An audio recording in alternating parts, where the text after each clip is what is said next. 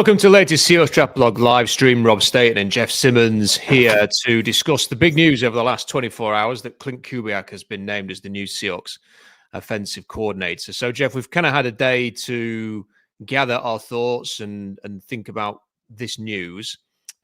What was sort of your initial reaction to it? And then how do you feel today about Klint Kubiak being the next offensive coordinator? I think it's a pretty solid hire. I think if you go through the names of who is out there, what their options were, where the search had the potential to go, it could have got pretty ugly. And look, we've both talked about this over the last 2 years. The fear of hiring defensive head coaches is exactly what they're kind of going through. And you look at who's out there. I don't know if Fraley was their top choice. I don't know if this guy was their top choice. Garofalo initially said he was in the driver's seat. But I was getting nervous as the search kept going on. And me and you were kind of like, what is taking so long? And then the report comes out yesterday. They interviewed the Ravens run game coordinator, who was a guy with like less than 10 years experience in the NFL. There's Grant Udinski, he's 28 years old. There's a lot of ways this could have got scary. I was particularly worried about like Anthony Lynn, who was like the old school kind of run coordinator, kind of meatheady offense coordinator. He was Detroit's first coordinator with Dan Campbell. He didn't last a full year. I'm like, are they waiting on him? I know he's got ties to Schneider. So I was getting very uncomfortable of where the search could have gone. So my pure instant reaction was relief. He's a guy that I was very comfortable with. I don't think it's like a home run hire, like a sure thing. I just think there's enough there where it's a sensible hire. He can bring his own staff. I think he marries the run and the pass really well. I think a lot of people have come to kind of shitty conclusions with him, where they see what the Saints' numbers were and they don't really see what the context was. They see it's been kind of weird for Kubiak because he's been tied to all these defensive coaches. Dennis Allen in his lame duck year. Then he was with San Francisco with Kyle, and then he takes that job. And then before he's with Mike Zimmer in his lame duck year. Same thing. And now he's with Mike McDonald. So it's been his third defensive head coach he's been with. But overall, I think if you kind of like dive into it, you really like it's a really sensible, logical hire. I'm not like over the moon about it. I'm not thrilled, but I think there's some things that we're going to have to learn about the Seahawks. We're going to have to adjust. I've done my research on Kubiak and some of the stuff that he's done really well. And some of the things we've been talking about might need to be adjusted because, for example, Ted Wynn of The Athletic wrote an article about how the quarterback doesn't call a lot of the protections in Kubiak's scheme. And Kyle said the same thing where Niners fans are very critical that Brock Purdy isn't operating the line of scrimmage. The center, what Ted Wynn wrote is the center is actually the one who does all the line calls. What happened last year with the Saints, I don't think it's a coincidence that as soon as the center went out, their offense fell apart. Eric McCoy is a Pro Bowl level center. I think he got added to the Pro Bowl today. And now the Seahawks, who've had a hole at the center position. Olu Timmy, I don't know if it's going to be him, but I think you mentioned Drew Dahlman last night as a free agent. I think the center position becomes a big priority in the scheme. And digging deeper, like Shanahan, when he went to Atlanta and he went to San Francisco, the first signing they made was Alex Mack, the center who knows how to run the protection schemes. This is a critical part to make this offense work. If they just keep rolling out the John Schneider center project, I don't know, but it really changes it. The whole point of that is to ease the quarterback, make it easier. Derek Carr had his best PFF season in years. Their points per game when Carr was in the lineup was significantly higher. So I think the marriage of Kubiak and McDonald works pretty well. So overall, I give it like a B. Yeah, I think first of all, you raised a really interesting point that I wasn't aware of with the centers. And that maybe changes the discussion, or not so much changes it, because I've just written something about Drew Dalman today again and sort of re-emphasizing that point. But maybe pushes that near the top of the list of things that has to be addressed this offseason. Because I'm not sure that just sort of carrying on at center is good enough. If based on what you've just said there, Jeff, it sounds like they need somebody who is really good at center. And whether that is going and getting Drew Dahlman, who may just re-sign with the Falcons before he hits the market. You know, we do often see that happen with good players, especially on the offensive line. But then what do? Do you have to prioritize center in the draft? It's not a great center draft. A lot of players have. There are players like Jake Majors who can work in this scheme, and you wonder, do they prioritize getting somebody like that in and saying, right, you are the guy up front now? And he did that kind of a job for Texas as well. So you do wonder if that sort of shapes things a little bit with free agency in the draft. But as you also said, not a home run high, but then I don't think there was one. If that was it's a horrible thought, this, Jeff, but imagine if you were a Niners fan, right? You were going into the offseason, you need a defensive coordinator. You would probably think that Robert Saleh was a home run higher in that regard. Yeah. When that was announced, you'd probably punch in the air. Thank God for Trent Baalke falling on his sword and getting fired. And then, he doesn't go to Jacksonville. He goes to San Francisco like the next day. That feels like a home run hire for them.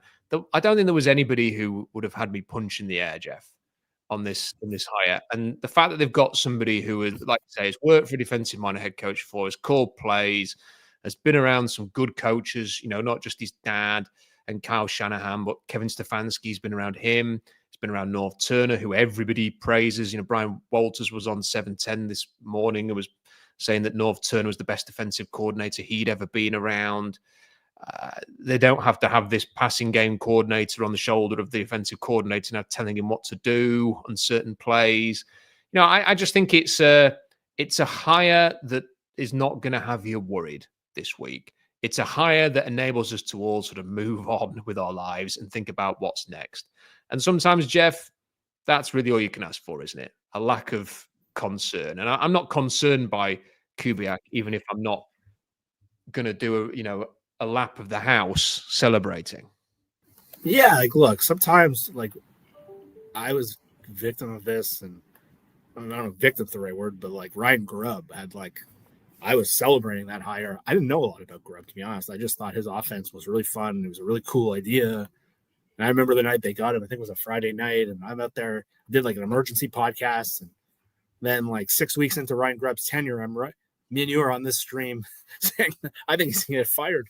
And we were way ahead of the curve on that one. So sometimes the home run hires aren't always, and I think you're right. I think if you really look at who was out there, the fact that Liam Cohen, who's been with them, was with Tampa for 1 year, and they are basically moving heaven and earth to get Liam Cohen to coach the Jaguars. And the dude was at Kentucky 2 years ago. And it just kind of indicates how few of these great offensive coaches have been. Last year, Ben Johnson was a guy me and you wanted. That would have been probably ideal from this perspective. But Ben Johnson pulled out of the market. He turned down the Washington job, which looked like an amazing job. Who doesn't want to coach Jaden Daniels? They're in the freaking NFC Championship. And look, last year, who was the other options? Mike Kafka, who's coached the Giants and keeps getting these head coaching interviews and no one really knows why. Who was the other one? It was Bobby Slowick. I thought Bobby Slowick would have been an excellent hire last year. Dude got fired a year later because he kind of got exposed that he couldn't do protection schemes. So it's really hard to find these home run offensive guys when you can. And Shane Steichen, for example, he was a guy that I really liked as a coordinator. He's been close to a disaster with the Colts. There's no leadership skills. The team's kind of falling apart. He just has no kind of PR skills. He's been the scary play caller. So when you're looking at a 28-year-old guy, Udinski, how's that guy going to build a staff? You're looking at some of the other names we saw, the Ravens run game coordinator. The Ravens had Lamar Jackson and Derrick Henry. Mm-hmm. I not to rip the guy, but it's a lot easier to build a run game with those two guys. We're looking at Hank Fraley, who's been an offensive line coach, has the built-in. He doesn't even know. We don't even know who's calling plays. I was into the idea of Fraley. It was an easy story to get behind, but there's a lot of risk there. So I think Kubiak, all things considered, probably the highest floor hire. Probably a hire you can feel pretty good about. I don't know if anyone's feeling great because there's still a lot of questions. There just wasn't is Kyle Shanahan out there?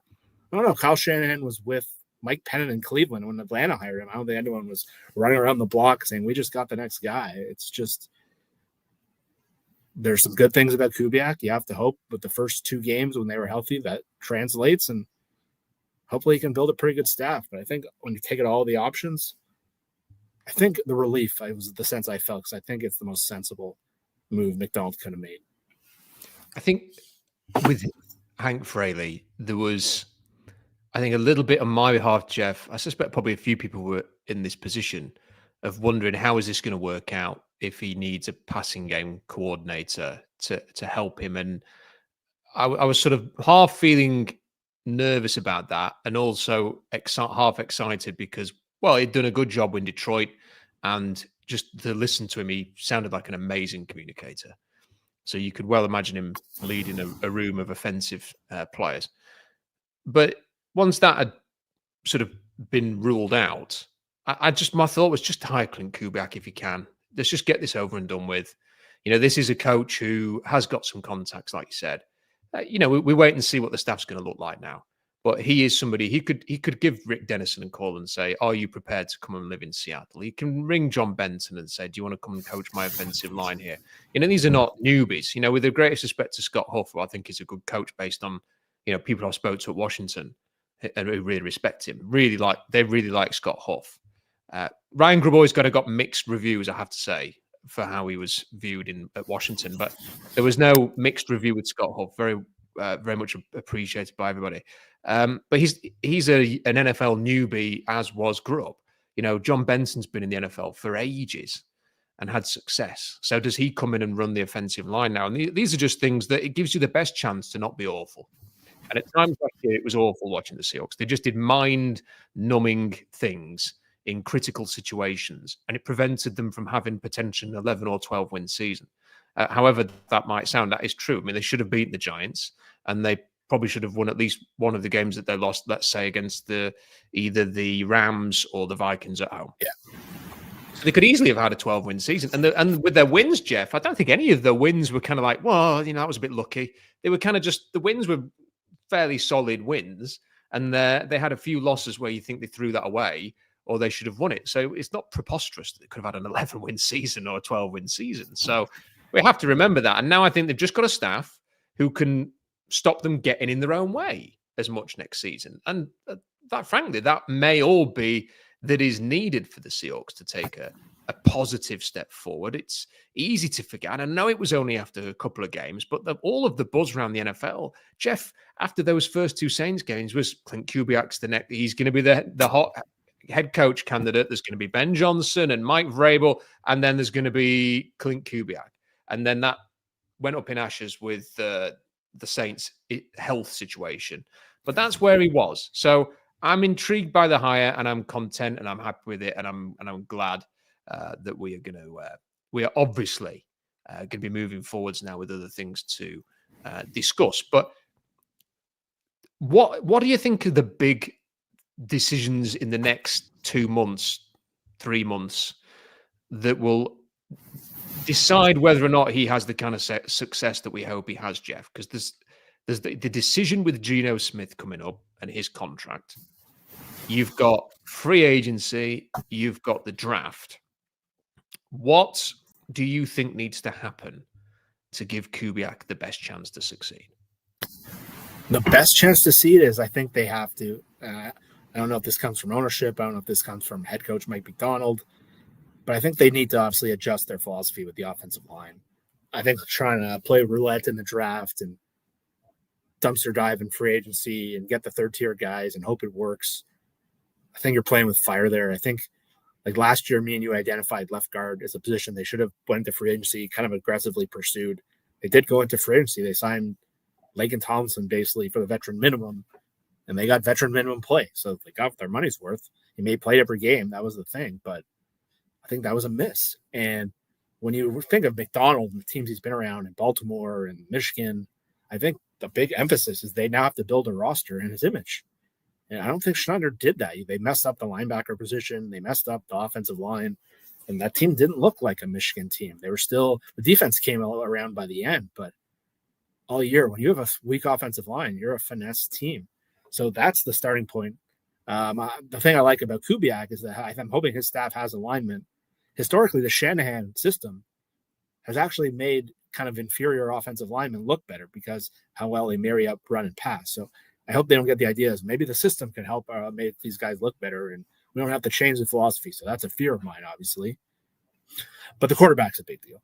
quarterback's a huge deal. I talked about before, Kubiak's system is about making things easier on the quarterback, marrying run and pass so the reads are simpler, unleashing him. But I don't think it's a coincidence. You keep saying it, I keep seeing it, that Brady Henderson, who's probably the most tied-in reporter with the team, keeps alluding that this decision is unclear and on the fence. We've thought, me and you have been eyeing this situation for a while. I think it's pretty clear the way Gino's been putting tweets out or Instagram about Pete Carroll. It's pretty clear who his guy was in the organization. I think there's been some kind of uncertainty from both sides of what they're going to do with him. The fact that his cap number's up to 44, which is an untenable number. They have to drop that if they're going to keep him. I've been wondering for a while, now with Pete and the Raiders, like I can't get the thought in my head that they can trade him there in a year where there's not a lot of first-round players, there's not a lot of quarterbacks, no one for Pete Carroll. I saw Russell Wilson. If you want someone to like set the tone in that building, someone who buys into your stuff, like Gino. So I still don't know if Gino's going to be back with the Seahawks. I think John would love to have a plan to move on. That is the biggest decision. I think if you like honestly evaluate the Seahawks and like, look, I've been recycling through my Twitter page like a psychopath for the last 3 weeks during this coaching search. And it's always kind of felt like the Seahawks are just kind of falling off the map nationally. Like I compare us to the Colts a couple weeks ago on your show and Miami Dolphins. And it kind of feels like the Seahawks have, and some of that, to be honest, like, look, some of it's not Gino's fault, but I think it's just how casual fans perceive Geno Smith. And I think ownership, and Brian, my co-host on our other show, talks about this. He's a season ticket holder. He says Geno might be the most hated franchise quarterback he's ever seen. And Brian bought Geno's jersey. And he just says the casual fan does not like him. And I think, like, I got buddies who are fans of other teams, so I'm not saying that should be your ultimate decision. But I think John Schneider's made it pretty clear. John was loving Drew Lock last year. And there's reports through the organization that John wanted Drew Lock to start when Geno was named the starter a couple of years ago. I think that's pretty clear with how much he's. So I'm wondering still, like, do they move on entirely? And I think you can like make the connection. Like Kubiak probably does match up well with Geno. He's been with Carr and Kirk Cousins, similar stylistic quarterbacks to what Geno does. But I think if Geno was at $20 million, it's a no-brainer. You keep the guy. If they find a middle ground, sure. If you can lower the cap hit, keep the contract reasonable, yeah, great. Keep building that bridge. This is not the offseason but I just wonder. I wonder, and you can't help but wonder, Klint Kubiak has been around Kirk Cousins. I know Cousins looked like he couldn't move at all, but he's going to be available for close to the veteran minimum if you can get him in a trade. I don't know if he's going to get cut. When Kubiak was with San Francisco, he was the passing game coordinator, so spent a lot of time with Brock Purdy, who had his best year. Also spent a lot of time around Sam Darnold. So I don't know what Darnold's price point will be after that tank job the last 2 weeks of the year, but the Seahawks saw Sam Darnold go in and put his balls to the wall and make that pass to Justin Jefferson. And sometimes a coach sees that and it's like, I want to coach that guy. So I'm still wondering about Sam Darnold. He's 8 years younger than Geno. I think the contract won't be as heavy. So, and you never know. Like John moved off. Hasselbeck went to Tarvaris Jackson as a 1 year, went and drafted the next year. I think people have a misconception about John's relationship with ownership. I'm not saying I agree with this because I have been frustrated with John's team building, but I think the ownership group is very fond of John Schneider. From what I understand, I think the fact that they put him in to running the whole program, I think what happens with a lot of general managers, everyone wondered, like, how did Trent Baalke stay for so long? They sit with owners during games and they tell them their side. So they start to believe a lot of the stuff they talk about.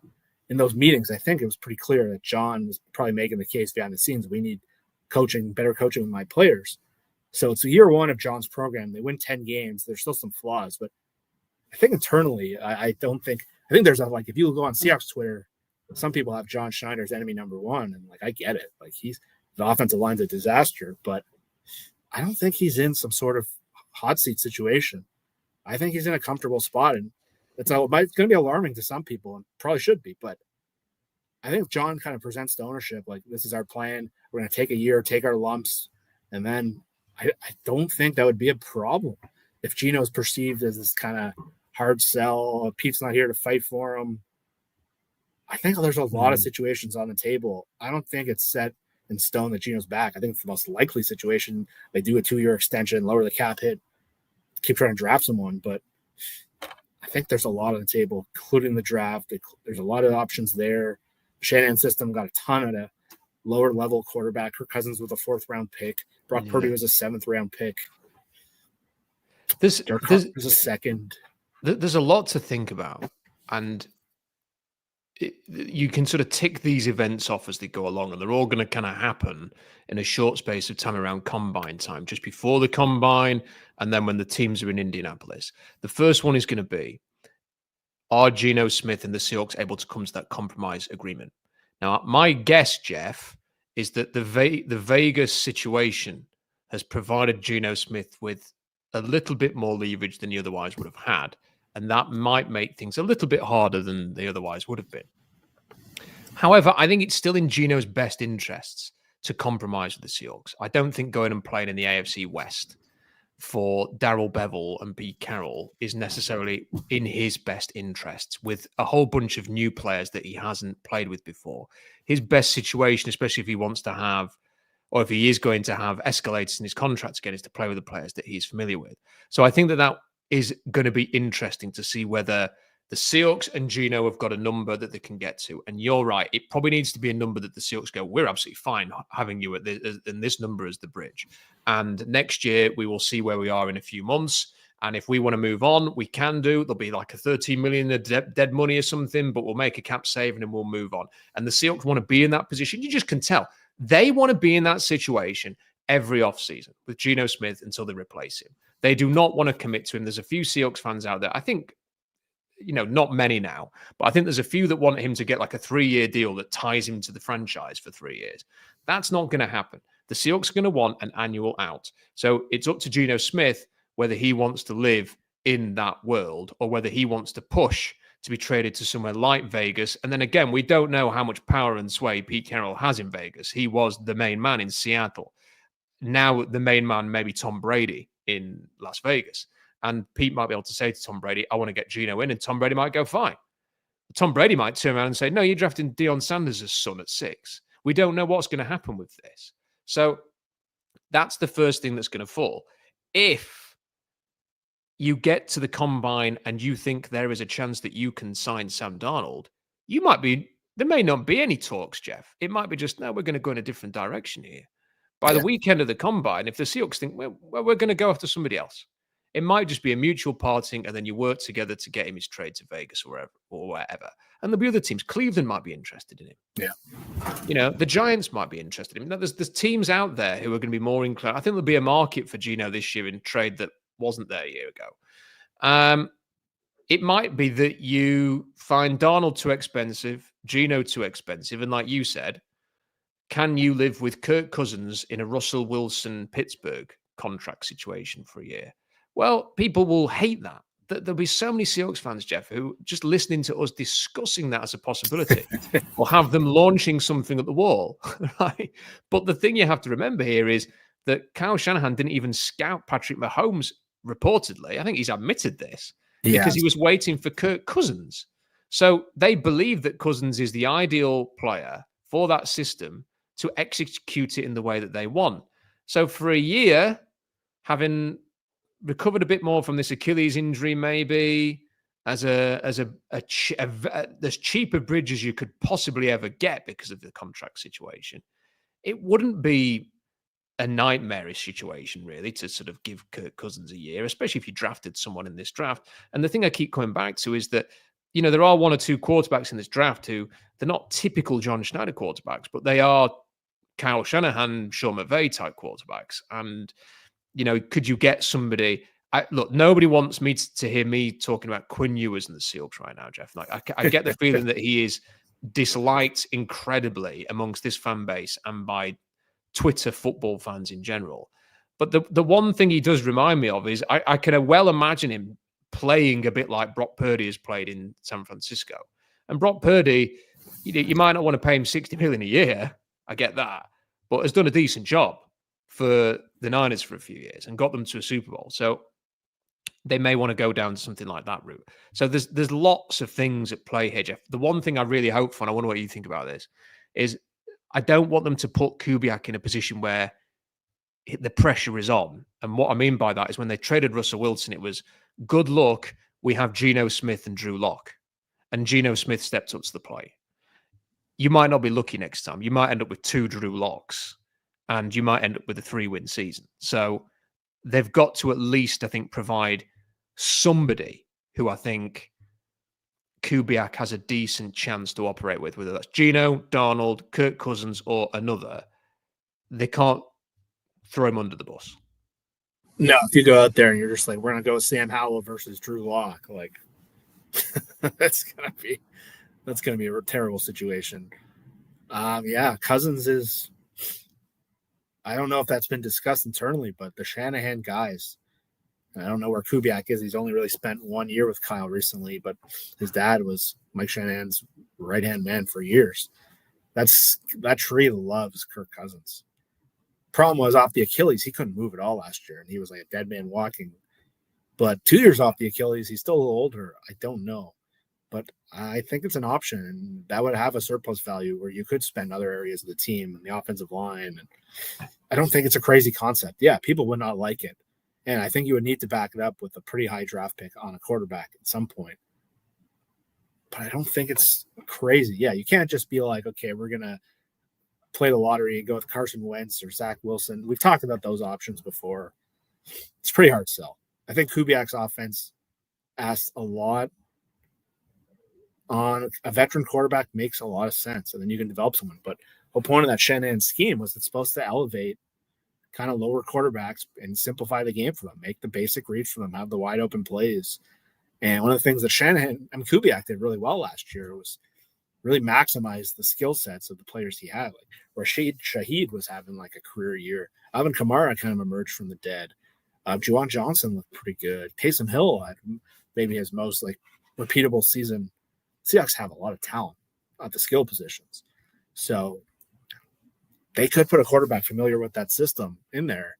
And if you can get the offensive line selling the run blocks properly and have the marry of the run game and the pass game where you're buying that extra second, there's a lot of quarterbacks that could work in the system while you're buying time to get that next guy. It doesn't just have to be Geno. And I'm sure the turnovers have frustrated the front office. I'm not sure where I think Mike McDonald was pretty impressed with Geno's toughness and leadership. But I'm very curious how much the quarterback was discussed in these interviews. I don't know how much pull Kubiak and his staff are going to have, but this is a big job for Kubiak. This is his third OC job. I don't know how many more shots he's going to get if this doesn't go. I imagine he's going to have a pretty high emphasis in the quarterbacks that are going to work in his scheme. And I think there's some very real alternatives out there. I wasn't going to say this, but I'm going to say it anyway. I'm just going to say it, and I'm going to run the risk of the wrath of the people listening to this. But by the way, we've got a couple of super chats. If people want to send questions in, if you have questions for Jeff or I, or if you just want to make a comment on the Kubiak hire or anything else that we're discussing, send them in a super chat. We will get to those in a bit. The one thing I think of when I think of the 2 quarterbacks that he has drafted with John Schneider, they've both elevated their teams, Jeff. So it was obviously Russell Wilson elevated Wisconsin. You know, they were supposedly interested a little bit in Kirk Cousins that year, and he really elevated Michigan State. You know, Michigan State, Wisconsin were fantastic in the Big 10 that year.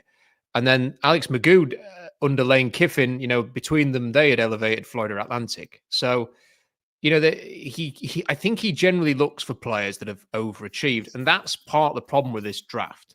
I don't think it's very easy to find quarterbacks who you could say, oh, wow, look at the team that they had, and now look where the team is off the back of their arrival. You know, I suppose you could argue Cam Ward had a big impact on Miami. Yeah. And he's not going to be there for you. Whether that's the right thing for the league or not to take him in the top 5, it appears that he ain't going to get past New York at 3. So there's him. You could say Shador has elevated Colorado, but then, you know, how much is it the dad? How much is that Shador? How much is it everything? And then you kind of look at some of the other quarterbacks. You know, Jalen Milroe did not elevate Alabama. If anything, they regressed. No. You have, Will Howard, cool to go, he won the national championship. But yeah, but look at Ohio State's team. I mean, I don't think he elevated Ohio State. Ohio State maybe elevated Will Howard more than anything else. Yeah, that was a super team. And then, Riley Leonard maybe did a good job with Notre Dame. But again, I don't know how much that was down to him. Oregon have been prolific under different quarterbacks now. I don't think Dylan Gabriel elevated Oregon. Jackson Dart is an interesting one, Jeff, because again, I think so much of this is to listen to the right kind of people between December and April. The first time that we heard that there was any kind of character issue with Jalen Carter, it was Todd McShay coming out and basically just outright saying it, and people were calling for him to be fired off the back of that. And he was absolutely spot on. And I've heard a lot more about that since, and we don't need to go down that road. But it was sort of listening to people like that, you kind of get a feel for what the league is saying. I mean, like, he's very good friends with Chip Kelly, for example. He has like his ear to the ground. And he and others, they keep saying Jackson Dart's going to go earlier than people think. And it makes, Brock Hewitt's convinced he's going to go in the first round, for example. And people are talking about it. Like, there's not going to be anybody in the second round. People are either going to go at the end of the first or at the start of the third, and there's going to be this huge black hole in the second. And you just wonder a little bit, could someone end up taking a Jackson Dart? And then I look at Dart and I think, yeah, but he had all that talent in Ole Miss. They did so much in NIL last year.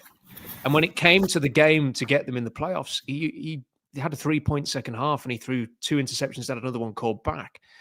And again, this is the point I was getting to, Jeff, with this, that people are going to hate this, is loathe him or just be slightly disinterested in him. Ewers' time at Texas has coincided with them elevating into 2 semifinal appearances. They do not have the kind of NIL players coming in. They have done some NIL work, but not to the level of Ole Miss, Ohio State, some of those teams. And they have been much more competitive than they've been in a long time. I'm just saying, I don't know whether Arch Manning is going to be able to carry that on. He's not shown that much for me when he's played. So we will see. I'm just throwing that out there. You and I have talked about Quinn Ewers and John Schneider a lot, and people probably don't want to hear much of it tonight. Let's just quickly go back to the offensive line, because the one thing I think they've done a bad job of, Jeff, and they're going to have to get right under Kubiak, is they don't seem to draft for a vision. Like, how can you draft Charles Cross and Anthony Bradford to play on the same line? Like, they're totally different linemen for totally different schemes. And then you put Anthony Bradford next to Connor Williams and Nick Harris, who they added a year ago. Like, that doesn't work. And then you look at this line, and if they're going with the zone blocking scheme, Cross has got the athleticism to play it. LeMaya has. Abe Lucas has. If there's, Jeff, if this is the direction they're going to go, if they're going to be a zone blocking team, let's draft or sign some zone blocking linemen. Like, I really like Tyler Booker. I don't think he's going to be the best zone blocking lineman at the next level. He's 340 pounds, carries it well, but he's about that size, and he's going to be a power gap scheme blocker. Like, if you're going to go with this kind of a system, draft for this system, Jeff. So they will inevitably draft a 340-pound lineman with one of their first 2 picks, because that seems to be the mistakes that they're making. Yeah, this has been a criticism of mine for quite some time. This goes back to the Carroll years, where I said they're not drafting players that fits the regime of the vision of the team, how the team wants to play. And I felt their personnel, and then they switched to that Vic Fangio system. And again, the front office doesn't seem to find the players to run the defensive line. They got Poona Ford one year trying to 2-gap people, and they got Shelby Harris doing different things, and they change over their entire defensive line. Like, when do you see a team do that? And then Mike McDonald comes in, and I felt, you look at the free agents they bought. They didn't bring in a single guy from Baltimore. They don't bring in, they keep Draymond Jones, who's physically not at the specs of what they ran in Baltimore with McDonald, what they ran in Houston. This has been a problem. I think that Bradford example is amazing. It just seems like they're picking players, but it doesn't connect. It seems like they're taking shots one of the things the Rams have done well, the Lions have done it the best. I've talked about this before on the show. There's a different skill between accumulating talent and team building. And I think Seattle's really failed in that team building. I think that Cross Bradford example is a perfect example. Doesn't connect. One guy's a air raid pass blocker, light on his feet, finesse player. Bradford's a LSU over the top power guy it's not the same thing. So this is something I think McDonald as a head coach needs to be aligned. Some people would argue their in-season trades showed some better alignment, like Roy Robertson Harris was a good fit. Ernest Jones obviously was a good fit, but Schneider's made good in-season trades in the past. I don't want to think this is a trend of some sort or some sort of connection, because it's been he got Quandre Diggs for the 5th rounder, and there's Justin Coleman for a 7th rounder, things like that. He's made good moves like that. And I think this is where, I don't know if the front office is not connecting with the coaching staff. I've heard from people on the coaching staff that were not happy with some of the team's picks at certain spots. Like, I know a lot of the coaches wanted Nick Chubb. I mean, a lot of the front office guys wanted Nick Chubb. Brian Schottenheimer at the time didn't love him, and they picked Penny. It's like, how does this happen? I know a lot of the Tom Cable draft picks weren't very regarded well by the front office guys. And I can tell you, I've had someone firsthand tell me from that front office that they were pissed off at a lot of his influence on Schneider. And Shane Waldron, from what I understand, had a very strong influence on D. Eskridge pick. It's just, there's no matching them. I think they really need to get better at that. I think this is where I think Kubiak, and if he puts together a veteran staff with John Benton and guys who've been in the league and guys with skins on the wall, they can kind of go to John, and he's the head honcho of this building, and say, these are the guys we need to work. I know, when Shanahan's gone in, he signed Alex Mack in 2 spots. They need to make more logical additions. I think Drew Dahlman was a great call-out by you. He's been in that Atlanta zone blocking scheme with Zach Robinson. He played close to a Pro Bowl level at center. He's not the most exciting player, but they need some sort of vision in their team building. They can't just accumulate cool prospects. It has to connect, or else you get out of a situation like the Seahawks where you're chasing important position groups like O-line and D-line for 7 years. Well, and this is exactly it. They've got to have a look at what they've been doing wrong and stop doing it. And are they prepared to do that? I don't, as much as I'm positive about the Klint Kubiak hire, I don't want Klint Kubiak saying, I want this guy, and then them drafting him, if that's what Waldron did with D. Eskridge. Exactly. That's what the GM's job is to do, is to pick the players. So I have to say, Jeff, I think if I was a GM, and I'm not saying that John doesn't do this, he may do this with 99% of his picks, I'd almost want to be the only person in the room when it was actually draft time. Yeah. And I'd have my board there, and I'd be going, I'm taking him, and I'm taking him. I don't want having a load of voices in my ear saying, I like him, and I like him, and all this. I wouldn't want that. And I know that you can't also completely eliminate coaches from the thing, because if a coach says, I ain't going to be able to work with this guy, you're going to draft him in the 1st round? Because if they're saying that they ain't going to be work with him, then it's a mutiny right there. Yeah. But at the same time, your job is to evaluate talent. The coach's job is to develop the talent. So you have got to sort of pull rank a little bit there. So I don't want to see any more Waldron picks, Cable picks. I want to see the Seahawks do what they need to do. And then when I look at, you can find all of the PFF does a pretty good job. And again, it's the PFF grades. So you take it with a pinch of salt, but they grade for zone and gap schemes in college and the NFL. And, you have a look, and, some of the names that do very well in zone. Wyatt Millam's got an unbelievable zone grade, and he's very aggressive. And, he's the kind of player who I think if you move him inside he can't play tackle, not with his footwork. He has to move inside. He's got 32.5-inch arms as well. But if you move him inside, center or guard, I think he could be really good, Jeff. So, the numbers are there. Arman Membu is going to have to kick inside, but great zone blocker according to PFF. Gray Zabel, we talked about, great zone blocker. Jack Nelson at Wisconsin, who was a tackle or a guard. I really like him. I don't know why he's so under the radar. When you watch, maybe it's because Wisconsin were quite bad. No one really wants to watch them play and watch the tape. But if you watch it, it's not like he's playing like Joe Thomas out there, but he looks Like there's a player to develop and work with. So, these are some of the players that you look at, and it has to be said that some of the bigger names, Jake Majors, Tyler Booker, Jonas Savannah, Donovan Jackson, are not as good zone blockers according to the grades. So, I suppose the next question I have for you, Jeff, is you and I want them to fix the offensive line. We spent the whole season talking about fixing the offensive line. But what if the better zone blockers provide better value at 50 than 18?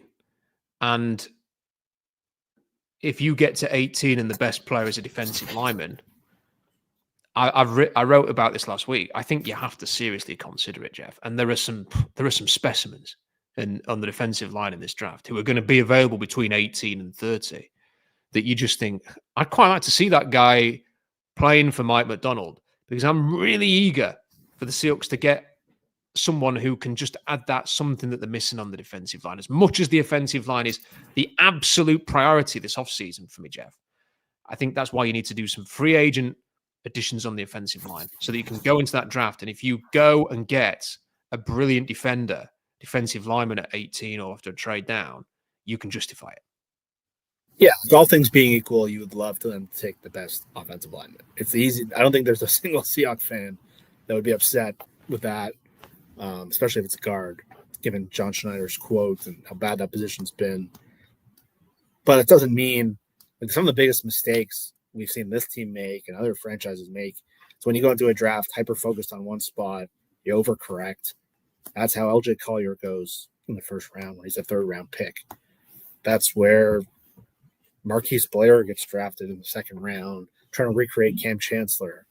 It's just they've made giant mistakes doing stuff like that, and it's really cost them. But Rashad Penny, they had running back health issues, so they needed to draft their running back. They only looked at Penny and Carson. There's a million guys, not Carson, Penny and Chubb. Chubb would have been an excellent pick, obviously, but again, I don't think you can only go into this draft. Like I saw Jim Nagy put out a quote an hour ago or so that some teams have 8 to 10 first-round grades this year. And we always hear like there's not a lot of first-round players and stuff like that. 8 to 10 is remarkably low. And this draft, well, we've done that.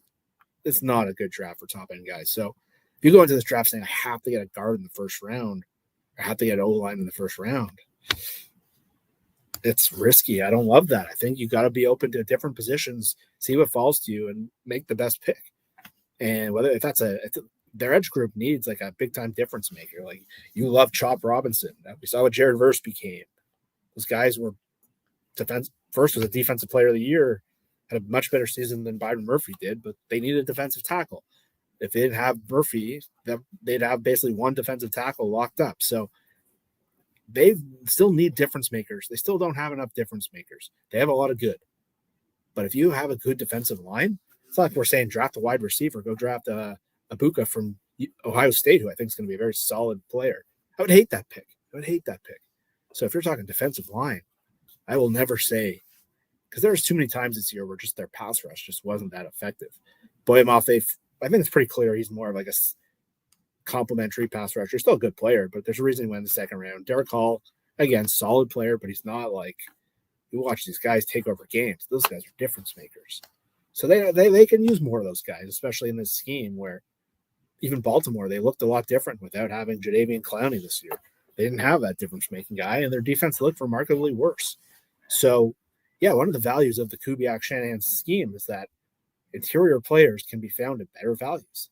We've seen it in a lot of the years with Houston. They got day 3, day 2 offensive linemen. I think that opens up a lot of doors for them. I think that's why signing a veteran or two, I think, is critical.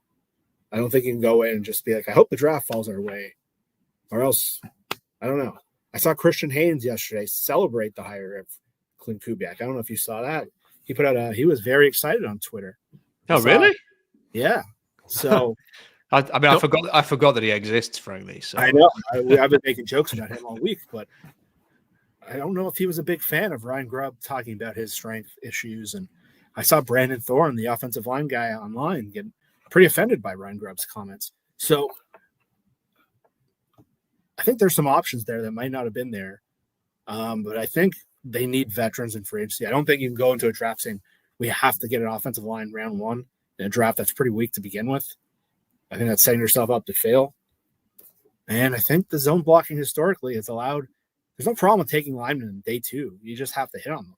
If they took Dominic Pooney last year, we'd be feeling a lot better about this. But they just haven't hit on these players. So it's hard to trust. And we all want to overcorrect and say, just take them in the first round. There has to be someone there that's great at hide. And we're talking about a draft that doesn't have those guys. I wonder if they even try to trade that first round pick to another team for a veteran player. But well, I was gonna say, because if we're talking about, well, they need a game wrecking defensive lineman as much as anything else, you kind of think, well, you know, who is out there, and then the only one I can think of is Max Crosby, who's been kind of like leaning towards leaving the Raiders. I cannot imagine that Pete Carroll is going to trade Max Crosby to the Seahawks. Like it may have been more likely if they'd have appointed like a real arse of a head coach. I was going to say, if they literally hired anyone else, I think you could have got Crosby out of there. Crosby was at Pete Carroll's press conference today. Like, that dude is going to be beloved in Las Vegas. Yeah. They've been so irrelevant for so long. And Pete had his flaws. But if you're talking about a guy like build a team like that from the ground up, perfect for them. Perfect for Pete. He's going to just re-inspire someone like Crosby. So Crosby, if they hire just like Liam Cohen or something, yeah, Crosby's probably out of there. But it's not going to happen. And then it's hard to think who it would be. And I mean, I would happily just take the best offensive or defensive lineman with the first pick in every draft, pretty much, with the exception of if you need a quarterback and there's a quarterback that you really want, obviously.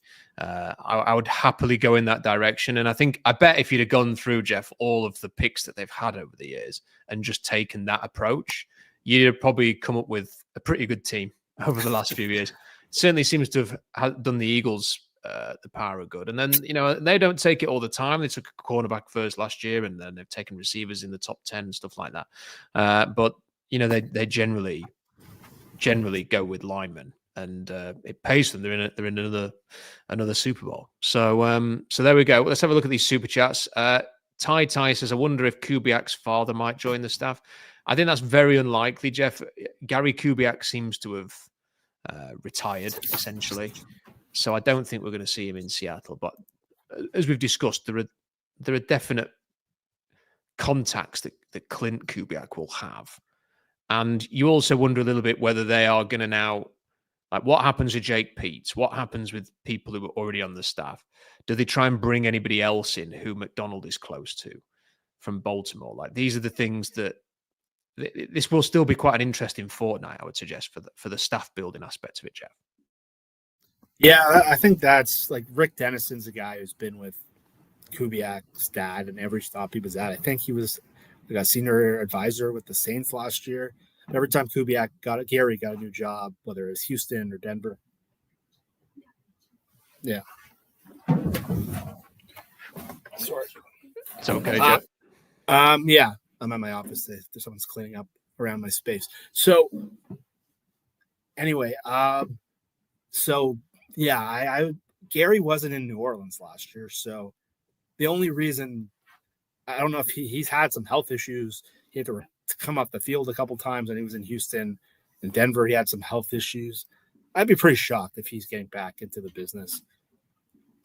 He does know Mike McDonald. I think they overlapped in Baltimore when he started there. I don't know I think that was like Mike's first year there 10 years ago. So that was why I thought the Kubiak relationship made sense. But I'd be pretty sure. I saw Albert Breer say that like the people in New Orleans really liked Kubiak. They just thought he could use another play caller in the box to help kind of with in-game adjustments. So I don't know if that'd be his dad. I don't know what's kind of staff. That could be Jake Peets, who is highly regarded, really highly regarded. It was a little surprised. We thought he was going to be the most logical candidate, even get looked at. So I don't think he's going to get the Tampa job. I think he would be possible to be back, but I'd be surprised if Scott Huff gets retained. And I'd be even more surprised if Gary Kubiak comes out of retirement to come to Seattle at this point of his life. Yeah, I wonder what will happen with Pete, because McDonald sort of made it seem the reason that I thought he was going to be the next defensive coordinator was because McDonald always seemed to speak quite highly of him, and then it was revealed that they've known each other a long time. So it does feel like, oh well, there's a connection there. But I did also wonder whether or not Pete's has just decided he doesn't want to be a coordinator. Like he had it in LSU. Maybe he just wants to do a different job. I think he has quite a big family. So maybe he wants to kind of stay rooted somewhere. I don't know. But we'll see what happens with the staff. A couple more super chats here. This one from Craig says, juggling uni work and witnessing Derby's disappointing form at the moment. Jeff won't know what that means, but I do. So I will say to Craig, stick with your manager there, Craig. I know he's getting some stick at the minute, but he's a good guy. Fingers crossed the new OC hire for the Seahawks starts some positive news my way. Let's hope so, Craig.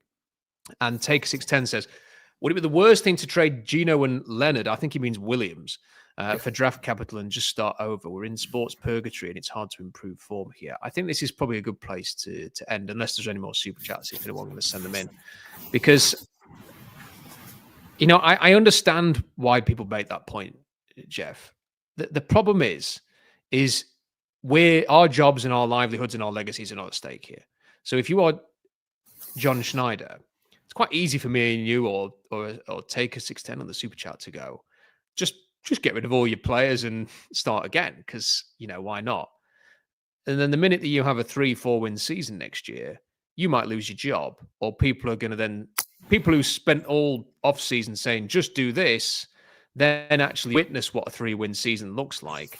And they decide, no, I didn't mean this bad.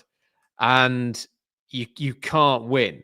So I think the Seahawks are in this difficult spot where I think just blowing it up and becoming bad to try and be good again is a hard decision to take as a GM or as a head coach as Mike McDonald. Neither of them will want to do that. However, just sort of preserving the status quo is not going to get you to the top unless you get very lucky and hit gold on a quarterback somehow. So then you're kind of like left waiting for that and it may never come. So the question becomes, how do you take the next step without having to trade Leonard Williams? Because I can't think of anything less I'd want to do right now. He's one of the few players actually worth paying to watch for the Seahawks. They've got to do something though, Jeff, to take that next step. And I think that for me, what that next step is to start trying some different things, including at quarterback, I have to say, including drafting some players, including fixing the offensive line. And let's see where we are in a year or two. If they fix the offensive line, if they have actually even tried to develop a young quarterback, let's see what happens with this team, because we might be in a very different place in 2 years. And that's the path I'd rather them go down than blowing it up, I think. Yeah, I don't think there's a path of blowing it up, because they've accumulated so many young guys, but I don't know if a lot of them would command like crazy draft capital. And then you're just going to end up chasing guys who you're hoping are as good as the guys you have. Like, are you going to trade Devin Witherspoon away? Are you going to trade Byron Murphy away? Like, I don't really know, because I think their core is solid enough where they're not bad. Like, they won 10 games. They, like you said, they could have easily won 12 games with this flawed roster. So they're not at a stage where a teardown would make any sense. Like, do you really want to become the Giants and give away Saquon Barkley and Leonard Williams and Xavier McKinney, who are all pros, and watch them play for other teams, finish with the third pick and be nowhere close to contending again? Like, that's really what the path the Seahawks would have to take. And that's not a very fun path. That could land you become the Tennessee Titans, where you've been irrelevant for years. And they got rid of Derrick Henry and A.J. Brown. Are they rebuilding? Is it fun over there? Like, they have no talent. So that's not an option. I think you got to you're going to have to take a risk somewhere, a pretty big risk. Seahawks, to a lesser extent, are like what the Chiefs were pre-Chris Jones, pre-Alex Smith. We've talked about that a lot. They're sort of there. They're a lesser version of that because they don't have Andy Reid. But I think if you're just evaluating the NFL in general, the teams that are consistently winning have the teams that have good offenses. It's nice to have a really good defense. It's a huge factor. It helps Philly. It helps Kansas City at the end of games. Steve Spagnuolo always pulls a play out of there. And Mike McDonald's in a good place with there. I think there's a pretty good case that they'll be a top 5 defense next year, maybe top 10. They're going to be top 10, I think, pretty confidently. That's great, but they're going to have to build a sustainable offense. And I don't think you need to tear down to build a sustainable offense. I think you have to obviously fix the offensive line, or at least make them competent. They have not been competent in pass protection. Some of that's coaching. Some of that's marrying pass and run game. Some of that's the players they've drafted, the shitty free agents they've brought in. They have to get that right. If they don't get that right, the quarterback, the offensive coordinator, none of it's going to matter. And then they're going to have to take a shot somewhere at quarterback. I just don't think their timeline aligns with Geno unless they somehow turn this into the best offensive line in the league next year, or just a top 10 one. Somewhere they're going to have to take a shot like the Chiefs did, like the Bills did. And that's how you're going to get out of it. They're going to have to do it at some point. If you keep waiting for the perfect situation, it's never going to come around. That's how all these teams get out of this. And that's the thing, though, is that you do have to take a shot. And the thing with Mahomes is you could watch Mahomes, and if people forget about this now, but in the build-up to the 2017 draft, Jeff, he wasn't in Daniel Jeremiah's top 50 a month before the draft. He wasn't in his first round mock before the draft. Like, people were sort of viewing him as a late first, early second because he was too reckless with the football. And the Chiefs saw something. And with Josh Allen, his Wyoming tape was bloody awful. But he had a machine factory built frame and arm and hand size and athleticism. And the Bills took a chance on him and then endured 2 years of crap for him to turn the corner. And like, this is it. It's not as simple as Josh Allen was always going to be amazing. And the Bills traded up to 7 to get him. Like the Chiefs took Mahomes at 10, not at 1. So sometimes you do just have to have that, that little bit of, you see something that other people don't see. And it was this, and John did it with Russell. So now he's got to do it again. And it's hard to see it in this quarterback class, though. But you just got to hope that there is that sort of diamond there. And maybe it does have to be this guy was not obviously going to be great, but hey, Brock Purdy's been okay. And you find somebody like that this year. And maybe then you can carry on looking for greatness in the future while you have somebody like that. But they have got to find something, Jeff. It can't listen. And neither you or I hate Geno Smith. Neither you He's or a good quarterback. No, neither you or I are constantly demanding for him to be cut or traded or anything like this. I think it would be ridiculous just to get rid of him for the sake of it and just say we're better for not having him. Like, you've got to have a plan. You've got to have a plan. But they can't just keep going year after year after year after year, not really doing anything. Oh, we've traded for Sam Howell. Oh, we've acquired Drew Lock. There has to be more than that. They have to start drafting players. And I just hope that there are players in this draft that John Schneider thinks they're worth a chance. Because I get the sense, Jeff, do you know this is the good thing about this approach? Is having not drafted a quarterback for so long, the minute that it takes one, we're all going to think this guy's going to be really good because he's been waiting for so long to do it that you'll think this guy must have something about him because he's finally drafted a QB.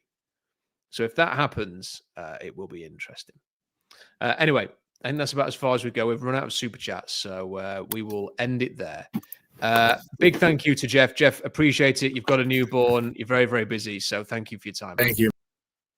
That's Jeff Simmons there, who was with us. And don't forget to check out SeahawksDraftBlog.com. I've got an article on there now discussing some of these things in written detail as to what the Seahawks need to do now that Klint Kubiak is with the team. And on top of that, we've also got some other draft thoughts, some Senior Bowl measurement thoughts that are on the blog there. It is Senior Bowl week. I am working late tomorrow, but apart from that, I've got the rest of the week off. So I'm going to be, hopefully, if people who were at the Senior Bowl put the tape on YouTube, watching the 1v1s, poring over those, giving you some analysis, giving you some thoughts on everything that happens there.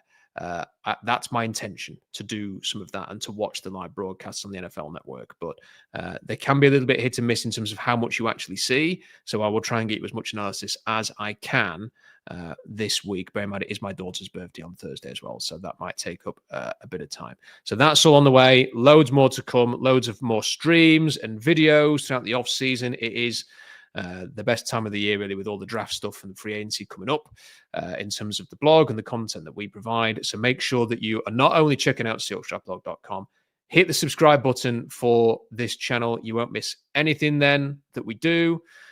Give this video a like, leave a comment in the comment section, because those things, they just help. And I'm just asking a little favor. If you could do those things, subscribe, like, leave a comment, get more eyes on the videos, get more eyes on the channel. It really helps just get the word out there and get more people watching. So big thank you for the super chats. Big thank you to everybody who watched live. Great numbers today. Klint Kubiak, I think it's a thumbs up for an appointment. We'll see how it goes in his first year in 2025. That's all we've got for today. Until next time, bye for now.